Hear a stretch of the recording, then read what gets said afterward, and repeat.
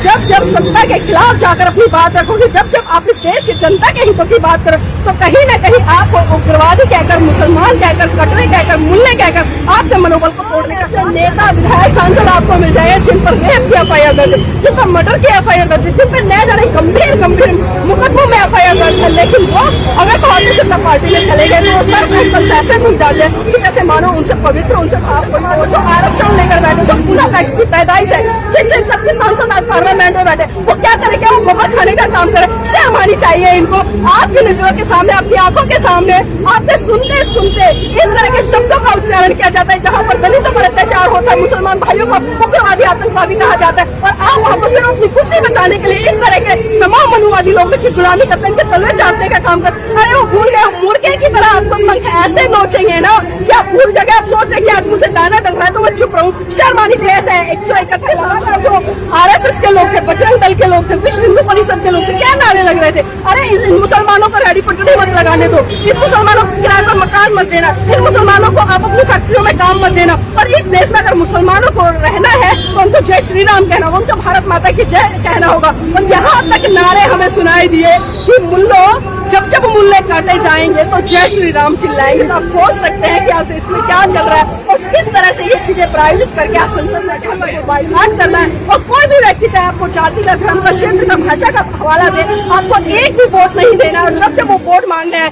तो ऐसे नेताओं का तो जूतों से स्वागत करना है, क्योंकि जब तक आप ऐसे नेताओं का जूतों से स्वागत नहीं करोगे, कहीं न कहीं आप फिर से ऐसे लोगों को अपने सर पर शोषण करने के लिए आमंत्रित करोगे, तो कहीं न कहीं आपको जागने की जरूरत है और सही दिशा में आगे बढ़ने की जरूरत है। जैसे आतंकवादी और गुंडे लोगों का हमला ये पहली बार नहीं है। इस तरह के हमले लगातार होते रहे और इस तरह के हमले पहली बार इस तरह से नहीं बल्कि प्रायोजित तरीके से हो रहे हैं। और जिस तरह से अभी रमेश बिदुड़ी ने जिस तरह से बसपा सांसद के जो शब्द बोले, वास्तव में बहुत ही शर्मसार है, इंसानियत को शर्मसार कर देते हैं और कहीं न कहीं ये दिखा देते हैं कि ये लोग कौन सी संस्कृति को मानने वाले हैं, कौन से धर्म को मानने वाले। मुझे तो लगता है कि रमेश बिदुड़ी की संस्कृति है, उसके परिवार में इस तरह के शब्दों का इस्तेमाल किया जाता होगा जो उन्होंने एक बसपा सांसद के लिए बोले। और वो भी बसपा सांसद कोई ऐसा वैसा नहीं जिसको कि 20 लाख लोगों ने चुनकर संसद में भेजा है। और वही 20 लाखों का नेतृत्व करने वाले जो सांसद है बहुत ही सभ्य, शालीन और मैं कहूंगी कि लोगों को साथ लेकर चलने वाले हैं। जिस तरह से भारतीय जनता पार्टी के तमाम सांसद है, भारतीय जनता पार्टी का जो एक जुमला है कि सबका साथ सबका विकास, लेकिन इस तरह के स्टेटमेंटों से आप देख सकते हैं कि इस तरह के स्टेटमेंट है कहीं ना कहीं यहाँ पर धर्म के नाम पर, जाति के नाम पर, भाषा के नाम पर लोगों को तोड़ने का काम करे और जो कहीं न कहीं लोगों में सांप्रदायिकता का जहर खोलकर उनको मनुष्य को मनुष्य से दूर करा रहे हैं। लेकिन रमेश बिदुड़ी जी भूल गए कि जिनको वो आतंकवादी बोल रहे हैं, जिनको वो कटवे बोल रहे हैं, जिनको मुल्ले बोल रहे हैं, उन्हीं मुल्लों ने इस देश को आजाद कराने के लिए अपनी कुर्बानियां दी है। तो यहाँ पर मैं जो तरह की टिप्पणियां है इसमें बिल्कुल निंदा करती हूँ। और यहाँ पर मैं भारतीय जनता पार्टी देखिए किसने उकसाया गया। अब ये बताइए, अगर मैं आपका गलेवार पकड़कर ये कहूँ कि आप मुझे मारिए, जब तक आपका मन मुझे मारने के लिए नहीं कहेगा कि आप मुझे मार देंगे, या मैं आपको ये कहूंगी कि आप जाइए मोदी जी का सर कलम कर लाइए, क्या मेरे उकसाने से कुछ नहीं होता। ये सारी मन की व्यथा है, क्योंकि आपके मन में जो चल रहा है वही आपके शब्दों से परिलक्षित होगा और जब शब्दों से परिलक्षित होगा तो आपके व्यवहार में होगा। जिस तरह से रमेश बिदुड़ी के मन में जो चल रहा था, जो विचार थे, वही तो परिलक्षित हुए ना। तो मैम क्या लग रहा है कि पहले सड़कों पे था, अब संसद में पहुंच गया? देखिए पहले सड़कों पर संसद में आपने सही कहा, सड़कों पर अगर हम इस तरह की भाषा देखते थे तो कहीं न कहीं ये कहकर हम पल्ला झाड़ लेते थे कि अरे कोई मवाली होगा, दारू पीते पड़ा होगा, नशेड़ी है, ये सभ्य व्यक्ति नहीं है, पढ़ा लिखा नहीं। लेकिन आज इस तरह की जो भाषा है जो सड़कों से आज संसद में चली गई और उस संसद में जिसको कि इस देश का सबसे बड़ा पवित्र मंदिर कहा जाता है, उस मंदिर में इस तरह के शब्दों का बोला, तो आप इन्हीं से समझ सकते हैं कि ये कहीं न कहीं आम जनता में भय उत्पन्न किया जा रहा है। इस देश के तमाम जो मुस्लिम लोग हैं उनमें एक भय उत्पन्न किया जा रहा है, इस देश में जो दलित लोग हैं उनमें एक भय उत्पन्न किया जा रहा है कि आप जब जब सत्ता के खिलाफ जाकर अपनी बात रखोगे, जब जब आप इस देश की जनता के हितों की बात करो, तो कहीं न कहीं आपको उग्रवादी कहकर, मुसलमान कहकर, कटरे कहकर, मुल्ले कहकर आपके मनोबल को तोड़ने का काम किया जाएगा। और जिस तरह से हमने दानिश अली जी को देखा, क्योंकि दानिश अली जी का इतिहास कोई छोटा मोटा इतिहास नहीं है, बहुत ही सभ्य और बहुत अच्छे परिवार से आता है, बहुत संघर्ष रहा है। और खासकर अगर देश की आजादी में, बार बार कह रही हूँ, देश की आजादी में अगर हम इतिहास उठाकर देखें तो मुसलमानों का बहुत बड़ा योगदान रहा है। और उन्हीं मुसलमानों को आज रमेश बिदुड़ी जैसे 2 टके के सांसद ने गाली देने का काम किया, तो धिक्कार है मुझे। और मैं तो यहाँ पर देश के माननीय प्रधानमंत्री से कहना चाहूंगी कि ऐसे सांसदों की सदस्यता रद्द करे और इन पर रासूखा लगा करे और देशद्रोह का मुकदमा लगाकर उनको सलाखों के पीछे डाले। मैम बीजेपी का कहना है अगर दानिश अली को कांग्रेस ज्वाइन करना था तो वो सीधे चले जाते, इस तरीके का ड्रामा करने की क्या जरूरत है? देखिए, ये लोग लगातार इस तरह की बातें कहते हैं, इस तरह के स्टेटमेंट कहते हैं, जिस तरह से अब्बास नकवी जी ने दो टूक शब्दों में कह दिया।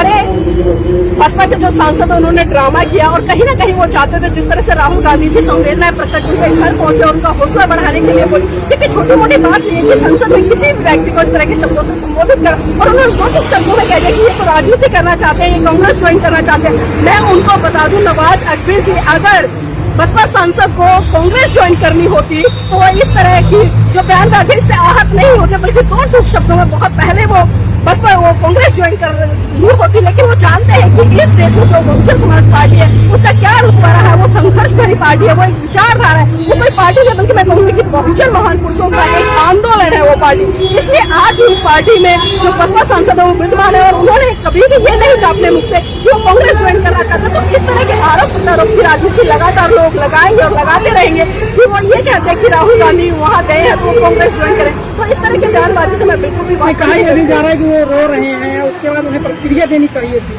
देखिए, रो रहे हैं, स्वाभाविक सी बात है। एक सहनशील व्यक्ति कब तक सहन करेगा?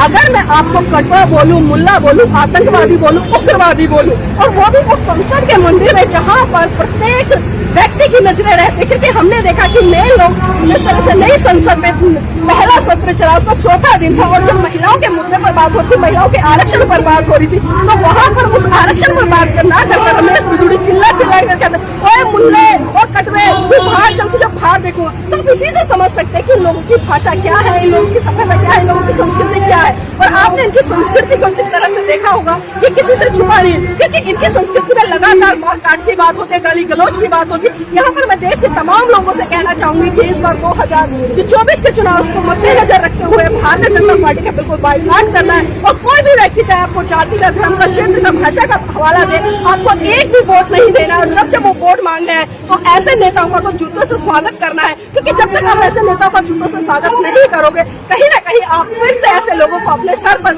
शोषण करने के लिए आमंत्रित करोगे, तो कहीं ना कहीं आपको जागने की जरूरत है और सही दिशा में आगे बढ़ने की जरूरत है। विपक्ष का अगर कोई सांसद अगर संसद में कुछ कहता है तो उसे निलंबित कर दिया जाता है, लेकिन बीजेपी के सांसद ने इतनी बड़ी बात कही है, उनके ऊपर कोई एक्शन नहीं लिया जा रहा। 15 दिन का टाइम दिया गया है।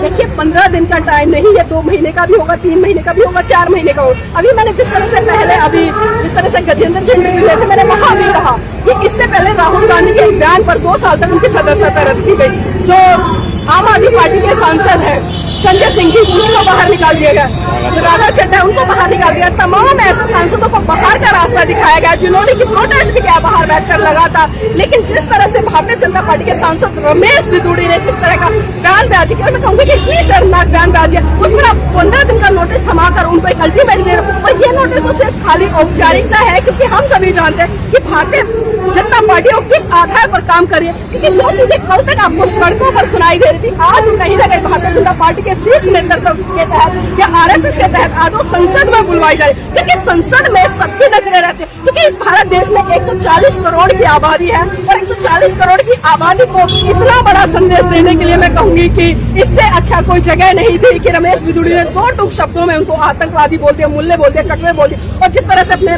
मणिपुर की घटना देखी होगी, अभी नूह की घटना देखी, नूह की घटना में आपने क्या देखा कि आधार में जिस तरह से बहन बेटी के ऊपर अत्याचार शोषण हुआ, या जिस तरह से दलितों को पिसाब पिलाने का काम किया जाता है, जिस तरह से घोड़ा छूने पर उनकी हत्या कर दी जाती है, मुंह छिड़कने पर उनको मार दिया जाता है, घोड़े चढ़ने पर उनको मार दिया जाता है। मैं कहती हूँ जब जब इस तरह की घटना है तो बहुजन समाज के तमाम नेताओं को वहाँ इकट्ठा होना चाहिए और तमाम लोगों को इकट्ठा होना चाहिए, और वहाँ पर सांस्कृतिक परिवर्तन इन लोगों को करना चाहिए। और जिस संस्कृति, जिस हिंदू धर्म के कारण इनको अपमानित किया जाता है, उस हिंदू धर्म को लात मारकर इनको बुद्धिज्म की शरण में जाना चाहिए। मैं कहती हूँ देखिए 2 दिन मेरा परिवर्तन हो जाए तो आप मेरा नाम बदल दीजिए। क्या देखा, लगातार जो आरएसएस के लोग थे, बजरंग दल के लोग थे, विश्व हिंदू परिषद के लोग थे, क्या नारे लग रहे थे, अरे इन मुसलमानों को रेडी पटड़ी मत लगाने दो, इन मुसलमानों को किराए पर मकान मत देना, इन मुसलमानों को आप अपनी फैक्ट्रियों में काम मत देना। और इस देश में अगर मुसलमानों को रहना है तो उनको जय श्री राम कहना होगा, उनको भारत माता की जय कहना होगा। और यहाँ तक नारे हमें सुनाई दिए कि मुल्लो जब मुल्ले काटे जाएंगे तो जय श्री राम चिल्लाएंगे। तो आप सोच सकते हैं कि आज इसमें क्या चल रहा है और किस तरह से ये चीजें प्रायोजित करके आज संसद में कहलवाई जा रही है। क्या लग रहा है इस खबर को देखने के बाद? क्या है आपकी राय? नीचे दिए गए कमेंट बॉक्स में दीजिए अपनी राय। ऐसी तमाम बड़ी खबरों को देखने के लिए जुड़े रहिए हमारे साथ। खबर अच्छी लगे तो लाइक कीजिए और शेयर कीजिए, और हाँ, चैनल को सब्सक्राइब कर घंटे वाली बटन को दबाना ना भूलिए। फिर आते हैं आपके बीच कुछ खास खबरों के साथ। तब तक के लिए नमस्कार, जय भीम।